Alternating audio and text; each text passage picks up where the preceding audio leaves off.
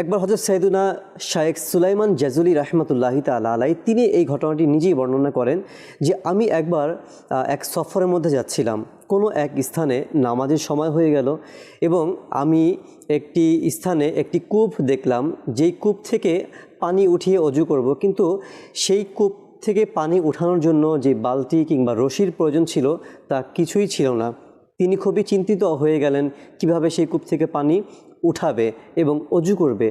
ঠিক পাশেই একটি ঘর থেকে একটি ছোট্ট মাদানী মুন্নি অর্থাৎ ছোট্ট একটি কন্যা শিশু, কন্যা বাচ্চা, তিনি এই ঘটনা দেখে তাকে জিজ্ঞাসা করলেন যে আপনি কে? তখন সে বলল আমি সুলাইমান জাজুলি।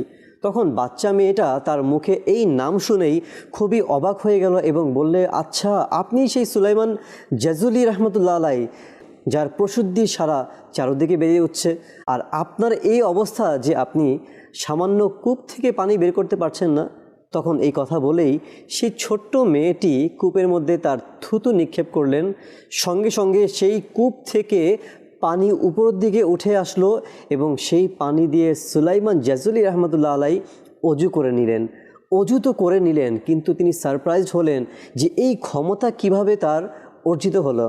তাকে জিজ্ঞাসা করলেন, হে কন্যা, তুমি এই ক্ষমতা কিভাবে অর্জন করলে? তখন সে ছোট্ট মাদানী মুন্নিটি বলতে লাগলো যে এই পাওয়ার আমার নয়, বরং আমি অধিক পরিমাণে আমার নবী সাল্লাল্লাহু তাআলা আলাইহি ওয়া আলিহি ওয়াসাল্লামের উপর দুরূদ শরীফ পাঠ করি, আর এই দুরূদে পাকেরই হয়তোবা এর বরকত রয়েছে।